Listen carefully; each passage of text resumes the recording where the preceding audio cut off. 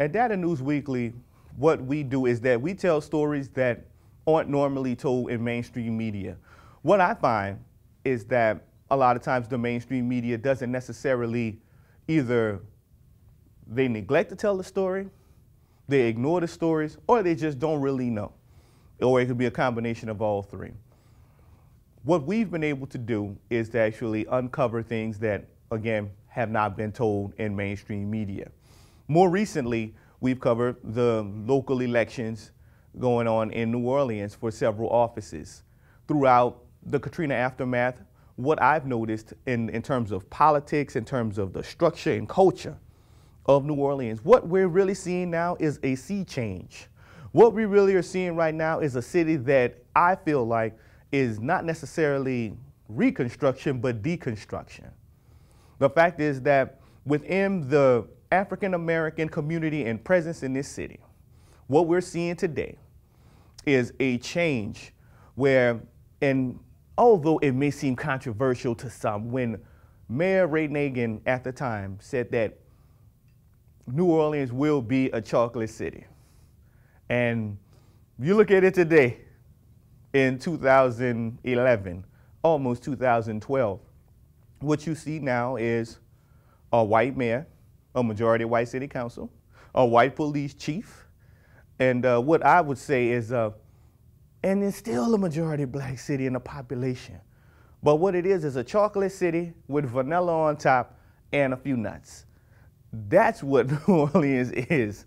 And that's what it seems like it may continue to be if people don't become civically involved. Our paper is about advocacy. My life has been about advocacy.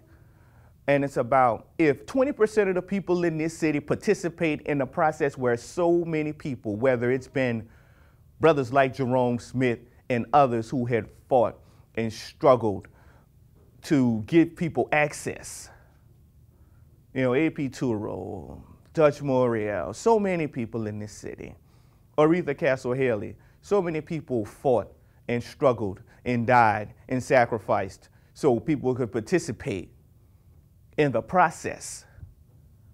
And now only 20%, 30%, 40% of people get out to participate.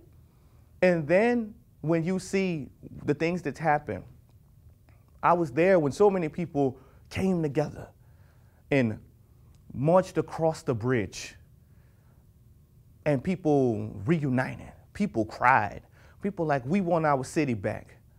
But today, what I see in many neighborhoods, particularly working class African American neighborhoods, and even in some instances, middle class black neighborhoods, I see neglect. I see a city government that's not even on their radar screen.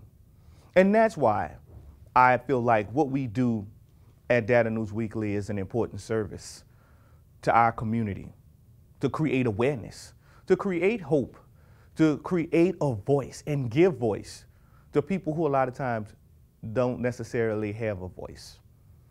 And it's important in the continuation of our struggle.